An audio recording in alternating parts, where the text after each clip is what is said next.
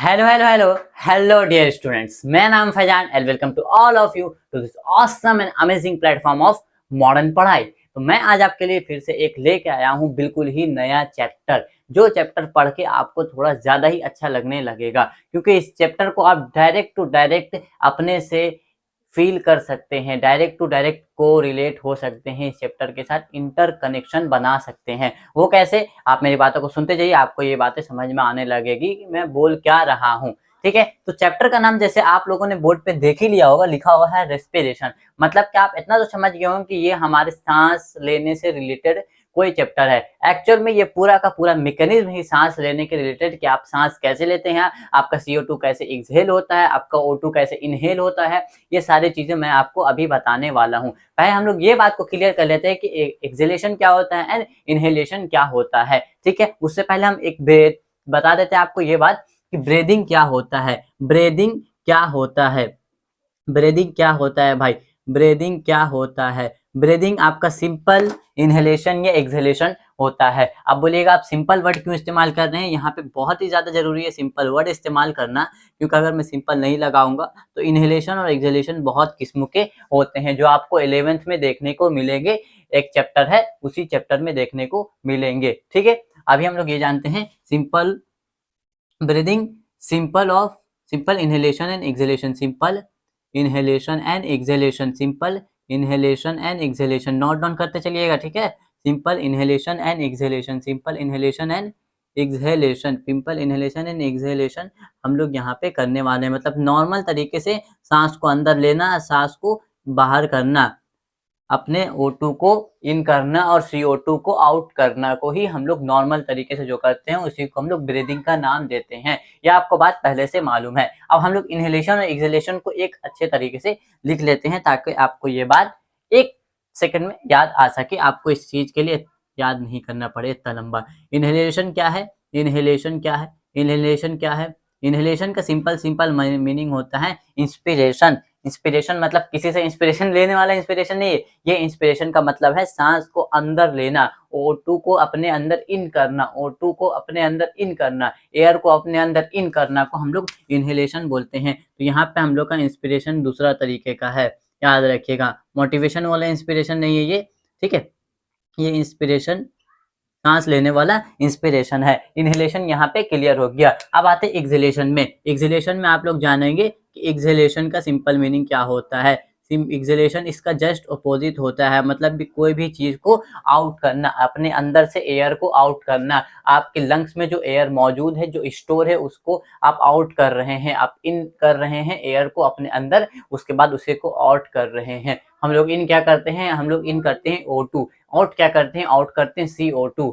ठीक है, ये बात अलग है कि हमारे O2 को इन करने के साथ साथ भी बहुत सारी चीजें हमारे अंदर इंक्लूडेड में आती है, और बहुत सारी चीजों को हम लोग नहीं निकालते। हम लोग निकालते किस गैस को? सिर्फ OCO2 गैस को निकालते हैं अपने अंदर से।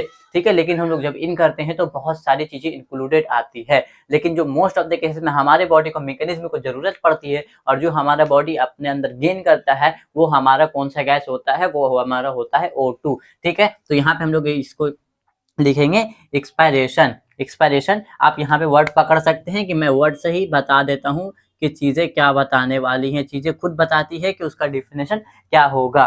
ठीक है, एक्सपायरेशन। एक्सपायरेशन वर्ड से आपको यहाँ पे एगो चीज नजर आ रहा होगा जो बड़ा इंटरेस्टिंग है, एक्स। एक्स वो वाले एक्स नहीं, एक्स का मतलब यहाँ पे होता है एग्जिस्ट।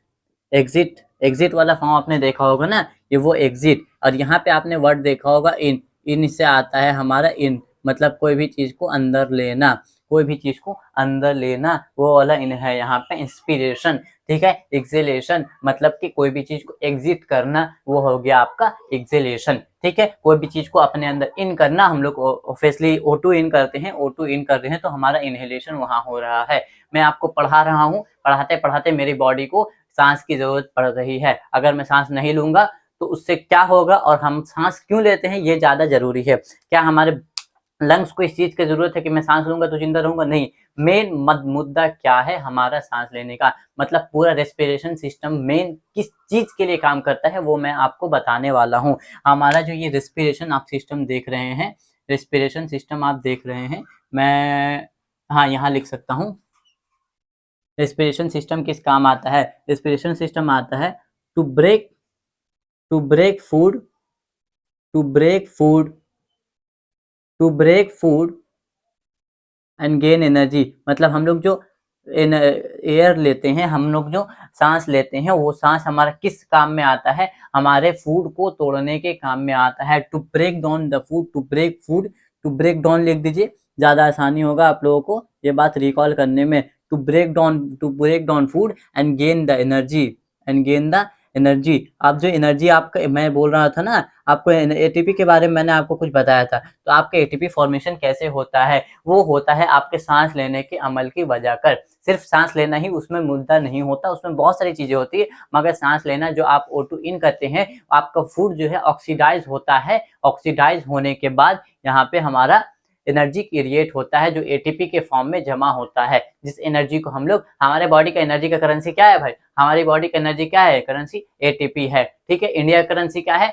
रुपीज है। तो वैसे ही हमारे बॉडी का एनर्जी का करेंसी क्या है? वो हमारा एटीपी कहलाता है। यहाँ पे हो गया हमारा किस काम के लिए हम लोग रेस्पिरेशन करते हैं? To break down food to gain the energy. To break down food and gain the energy. हम लोग फूड को तोड़ते हैं, अपने O2 को ऑक्सीडाइज करके। जब फूड ऑक्सीडाइज्ड होती है तो फिर वो एटीपी में कन्वर्ट होती है, ठीक है। इस वजह कर यहाँ पर हमारा रेस्पिरेशन का अमल होता है। इससे आपको ये बात क्लियर हो रही होगी कि रेस्पिरेशन कितना ज्यादा जरूरी है। यहाँ हो गया रेस्पिरेशन क्यों जरूरी है, ब्रीदिंग क्या है, इनहेलेशन क्या है, एक्सहेलेशन क्या है, ये सारी बेसिक बातें जो छोटी छोटी मैंने आपको बताई है, ठीक है। अब मैं आ रहा हूँ जो मैं आपको पहले से बना रखा हूँ, ये जो मैकेनिज्म देख रहे हो, respiration involves the flowing step. आप कैसे कैसे सांस लेते हो, कैसे कैसे इन होता है, कैसे आउट होता है, कहाँ से कहाँ जाता है, ये वो वाला मैकेनिज्म है। आप बहुत सारे बुक्स में इसको देखोगे तो आपको ये आधे आधे पेज के पूरे पूरे सेंटेंस के फॉर्म में मिल जाएगी, जो आपको याद करने में बहुत ही ज्यादा तकलीफ होगी। और अगर आप जूनियर क्लास के बुक्स में देखोगे तो आपको ये चीजें एक दो पेज में भी मिल सकती है। लेकिन मैंने इसे एक फ्लो चार्ट के फॉर्म में, एक डायग्राम में फॉर्म में समझाने की कोशिश किया है। आप इस बात पर जो गौर कीजिएगा कि मैं बताना इसमें क्या चाह रहा हूँ। और अगर आपको इस मैकेनिज्म को समझ में आ गया तो इसके बाद आपको वो पूरी की पूरी लाइन या पूरी की पूरी लाइन के बड़े बड़े पेज याद नहीं करने होंगे। आप इसे देखोगे, चंद लफ्ज में लिखूंगा, चंद वर्ड्स की वजह कर आपको ये सारी बातें क्लियर एकदम आसानी से हो जाएगी, ठीक है। आगे आते हैं। Respiration involves in the following steps.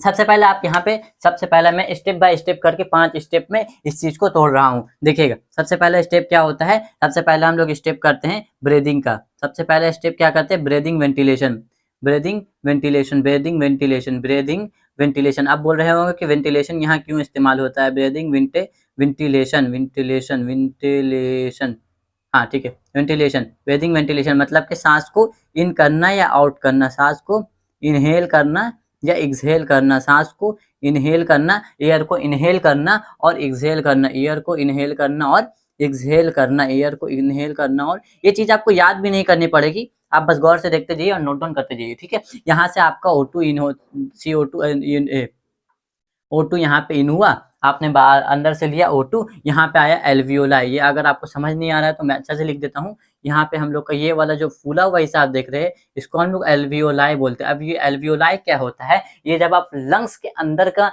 Anatomy पढ़ेंगे, लंग्स का अंदर का स्ट्रक्चर पढ़ेंगे, तो आपको एल्वियोलाई के बारे में पता चलेगा, ठीक है। एल्वियोलाई, एल्वियोलाई में आया, एल्वियोलाई से आपका यहाँ पे CO2 यहाँ पे है, ठीक है। ये हमारा होता है पल्मोनरी कैपिलरी। ये सारी अंदर की चीजें हैं जो मैं आपको बता रहा हूँ। पल्मोनरी कैपिलरी से यहाँ पे हमारा यहाँ पे हमारा क्या मौजूद होता है? यहाँ पे हमारा मौजूद होता है CO2। तो यहाँ का आपका CO2 और यहाँ का O2 एक्सचेंज होता है। ये वाला यहाँ जाता है और ये वाला यहाँ जाता है यहाँ पे, ठीक है। तो यहाँ पे क्या होता है? दूसरा काम होता है transport of gases, transport of gases, transport of gases, transport of gases, transport of gases between, transport of gases between क्या होता है? Between alveoli and pulmonary capillary, between alveoli and pulmonary capillary, between alveoli and pulmonary capillary, between alveoli and pulmonary capillary, between alveoli and pulmonary capillary के दरमियान में होता है। तो यहाँ पे जो एक्सचेंज ऑफ गैसेस होता है, दो जगह पे होती है। ये जो एक्सचेंज ऑफ गैसेस हो रही है, यहाँ एक्सचेंज ऑफ गैसेस को हम लोग बोलते हैं एक्सटर्नल एक्सटर्नल क्या आप लोग लिख लोगे, अगर लिखने की जरूरत आपको लगी होगी और आप समझ सकते हैं तो ऐसे ही समझ सकते हैं। ठीक है, यहाँ पे जो हो रही है ये आपका हो रहा है एक्सटर्नल रेस्पिरेशन। इंटरनल रेस्पिरेशन भी होता है, ये एकदम सामने हो रहा है ना, आपने यहाँ पे लिया और यहाँ पे O2 का CO2 से आपका कनेक्शन हो रहा है और यहाँ पे ट्रांसपोर्ट हो रहा है गैसों का। ठीक है, अब हम लोग आगे बढ़ते हैं, तो अब यहाँ पे CO2 भी आ गया, पूरा तरीके से यहाँ पे नहीं होता, इसीलिए एक बार और होता है हमारा ट्रांसपोर्ट ऑफ गैसेस, ताकि हम लोग पूरा क्लियरिफाई करके सिर्फ O2 को ले सके और CO2 को बाहर निकाल सके। ठीक है, पूरा CO2 बाहर यहाँ से नहीं निकलता है। ठीक है, यहाँ पे आ गया कुछ मिकदार O2 का, CO2 का आ गया, फिर भी आपका यहाँ पे CO2 मौजूद है और यहाँ पे आपका O2 मौजूद है। आपका O2 अब यहाँ से यहाँ जाएगा और यहाँ से यहाँ CO2 जाएगा, फिर ये वाला CO2 यहाँ आएगा, फिर यहाँ आएगा, फिर यहाँ से पूरा तरीके से बाहर निकल जाता है। यहाँ पे भी ट्रांसपोर्ट ऑफ गैसेस होता है। यहाँ 3 नंबर में आप लिख दीजिए ट्रांसपोर्ट ऑफ गैसेस होता है। एक्सचेंज ऑफ गैसेस यहाँ पे आप लिख सकते हैं। एक्सचेंज ऑफ गैसेस यहाँ पे पूरी तरीके से हो सकता है, तो यहाँ हम लोग लिख देते हैं एक्सचेंज ऑफ गैसेस होता है। एक्सचेंज ऑफ गैसेस यहाँ पे आपका मौजूद होता है, किसके किसके दरमियान, सिस्टेमेटिक कैपिलरी और पल्मोनरी कैपिलरी के दरमियान में जो हमारा चेंज होता है उसको हम लोग बोलते हैं एक्सचेंज ऑफ गैसेस। इसी को हम लोग नाम देते हैं। इसको नहीं आगे बढ़ेंगे, यहाँ पे तो एक्सचेंज ऑफ गैसेस हुआ, पूरा एक्सचेंज हो गया। अब जो है पूरा का पूरा यहाँ का O2 कन्वर्ट जाके आपका टिश्यू में बैठ जाएगा। अब यहाँ पे आपका O2 आ चुका है, ये आपका प्यारा प्यारा न्यारा न्यारा O2 या O2 आएगा और यहाँ जाके टिश्यू में आ जाएगा। ठीक है, जब टिश्यू में यहाँ पे आ जाएगा तो टिश्यू में जो एकदम बचा हुआ जो CO2 मैंने यहाँ दिया, अब CO2 सबसे पहले टिश्यू से निकला, टिश्यू से आगे सिस्टेमेटिक कैपिलरी, सिस्टेमेटिक कैपिलरी से आया पल्मोनरी कैपिलरी में, एंड पल्मोनरी कैपिलरी से आया एल्वियोलाई में, एल्वियोलाई से आपके नाक के थ्रू आपके एक्सटर्नल नॉस्ट्रिल्स, ये जो बाहर में आपको दिख रहे हैं इसको बोलते हैं एक्सटर्नल नॉस्ट्रिल्स। ये पूरे अंदर का एनाटॉमिक मैकेनिज्म भी आपको बताऊंगा, बट ये हम लोग अगले वीडियो में समझेंगे, इसको अभी समझने की जरूरत नहीं है। ये याद रखें कि आपका एक्सटर्नल नॉस्ट्रिल से वो चीज फिर आउट हो जाती है और आपका जो मेन O2 है वो इन होने लगता है। कहाँ से, एक्सटर्नल नोस्ट्रिल से गया एल्वियोलाई में, एल्वियोलाई से गया पल्मोनरी कैपिलरी, पल्मोनरी कैपिलरी से सिस्टेमेटिक, सिस्टेमेटिक कैपिलरी के बाद टिश्यू में जाता है आपका O2, और उसी का जस्ट उल्टा मैकेनिज्म होता है हमारा CO2 के साथ। ठीक है, तो यहाँ पे जो होता है CO2 का O2 का साथ, यहाँ पे हम लोग बोलते हैं इंटरनल, यहाँ पे हम लोग बोलते हैं इसको 4 नंबर को बोलते हैं इंटरनल रेस्पिरेशन। इंटरनल रेस्पिरेशन होता है। इंटरनल रेस्पिरेशन मतलब यहाँ पे पूरा तरीके से O2 कन्वर्ट, O2 जा चुका होता है, O2 अंदर आ चुका होता है और CO2 बाहर की तरफ जा चुका होता है। ठीक है, ये आपका मैकेनिज्म है जो बहुत ही छोटा सा है। ठीक है, इस मैकेनिज्म को आप समझिए। पहले क्या हुआ, एक्सटर्नल नोस्ट्रिल से आपका CO2 अंदर गया, या फिर बोल सकते हैं O2 अंदर गया, फिर वो जाता है पल्मोनरी कैपिलरी में, पल्मोनरी एल्वियोलाई में, सॉरी एल्वियोलाई में, एल्वियोलाई से वो जाता है पल्मोनरी कैपिलरी। पल्मोनरी कैपिलरी और एल्वियोलाई के बीच में जो ट्रांसपोर्ट ऑफ गैसेस होता है उसको हम लोग बोलते हैं एक्सटर्नल रेस्पिरेशन। एक्सटर्नल रेस्पिरेशन के बाद पल्मोनरी कैपिलरी से जाता है सिस्टेमेटिक कैपिलरी में। यहाँ पे जो चेंज होता है गैसेस का, यहाँ पे एक्सचेंज ऑफ गैसेस को हम लोग बोलते हैं कुछ नहीं, हाँ याद रखना, ऐसा नहीं कि आप यहाँ कंफ्यूज हो, यहाँ पे एक्सटर्नल है तो यहाँ इंटरनल होगा, नहीं, यहाँ पे सिर्फ एक्सचेंज ऑफ गैसेस हो रहा है, तबादला हो रहा है अगर उर्दू में बोला जाए तो, अगर अंग्रेजी में बोला जाए तो यहाँ पे सिर्फ एक्सचेंज ऑफ गैसेस होता है, मतलब कि गैस उसका एक्सचेंज होता है, वो उधर जाता है वो उधर जाता है, पूरा तरीके से आपका CO2 यहाँ से निकल जाता है, रिलीज होता है टिश्यू से, पूरा तरीके से O2 अंदर चला जाता है टिश्यू में, वहां पे हम लोग बोलते हैं इंटरनल रेस्पिरेशन हो रहा है। इंटरनल रेस्पिरेशन किस किस के बीच में होता है, जल्दी जल्दी बताइए। इंटरनल रेस्पिरेशन आपका होता है टिश्यू और सिस्टेमेटिक कैपिलरी के बीच में, जबकि हमारा जो ये है हमारा एक्सटर्नल रेस्पिरेशन किसके किसके बीच में होता है, एल्वियोलाई एंड पल्मोनरी कैपिलरी के बीच में। तो ये आप जब पढ़ोगे 11th में, देन आपको ये बहुत ही बड़ा 1.5 पेज का मिलेगा, जो मैंने आपको छोटा सा बता रखा है, कम से कम 1 पेज का तो मिलेगा ही, मुझे यहाँ तक याद है। ठीक है, आपको ये चीज मिलेगी। अगर इस चीज को आप डायरेक्ट याद कर ले तो यहाँ से सिर्फ आप 2-3 बार देखोगे, आप चीजों को नोट डाउन करोगे, डायग्राम के फॉर्म में देखोगे तो आपको चीजें याद हो जाएगी। कुछ भी याद करने का इसमें नहीं मैंने बताया, और इससे पहले जो मैंने आपको टिश्यू चैप्टर बताया था वो तो और ही ज्यादा स्मूथ गया होगा, आई होप सो, बिकॉज कि उसमें मैंने कुछ भी रट्टाफिकेशन वाला चीज बताया ही नहीं, आप नेम देखकर ही समझ जाओगे कि चीज क्या बोलने वाली है। वैसे ही यहाँ पे भी आप चीजों को देख के ही समझ जाओगे। इनहेलेशन मतलब कि आप CO2 आउट कर, O2 इन कर रहे हैं, एक्सहेलेशन मतलब कि आप O2 को अपने अंदर इन कर रहे हैं। ठीक है, रेस्पिरेशन का अमल क्यों होता है, आपके फूड को तोड़ने के लिए, ताकि आपके अंदर एनर्जी बन सके, एनर्जी बोलो तो एटीपी का फॉर्मेशन हो सके, उसलिए आपका सांस लेना, रेस्पिरेशन जरूरी होता है। ठीक है, और यही बात थी आज की क्लास के लिए। अब आपको मैं अगले क्लास में, हाँ एक मिनट, आप छोटा सा नोट के फॉर्म में लिख लीजिए, यहाँ पे इम्पोर्टेंट है, मैं जो बताने वाला हूँ इम्पोर्टेंट क्यों है वो मैं बता देता हूँ। ये मैं आपको थोड़ा सा इस चैम्बर से रिलेटेड बता दे रहा हूँ, या फिर आप सिर्फ इस नक्शे को नोट डाउन कर लीजिए। इस नक्शे के ऊपर, इस डायग्राम के ऊपर हम लोग अगले क्लास में काफ़ी ज़्यादा अच्छे तरीके से चर्चा करेंगे। ये नक्शा आपको देख कर ही समझ में आ गया होगा कि मैं क्या बोलने चाह रहा हूँ। आप लोगों की ड्राइंग तो मुझसे ज़्यादा बेहतर ही होगी, मुझे जहाँ तक मालूम है। मैं ऐसे ही बना रहा हूँ, एक्चुअल में ये ज़्यादा होते हैं, ये 12 होते हैं, एक तरफ 12 होते हैं,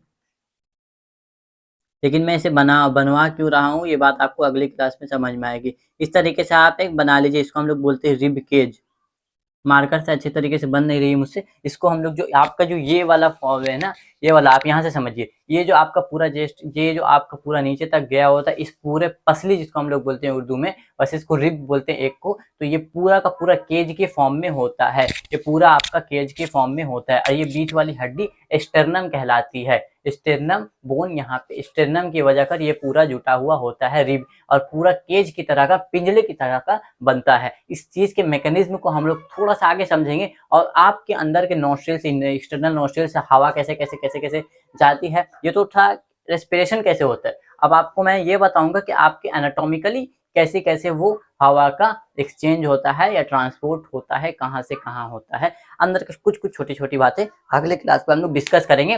तब तक के लिए आप इसको नोट डाउन कीजिए, रिवीजन करके आइएगा क्लास में, मैं तो खुद भी रिवीजन कराऊंगा, कोई टेंशन की बात नहीं है, लेकिन आप अपने से रिवीजन कर लीजिएगा एक बार, तो आपके लिए बहुत बेनिफिशियल होगा, आपको वापस से चीजें रटने की जरूरत नहीं पड़ेगी, बस आप पढ़ते जाइए। आई थिंक सो कि आपने दोनों चैप्टर का नोट्स बना लिया होगा। ठीक है, तब तक के लिए मेरा नाम फैजान, जय हिंद।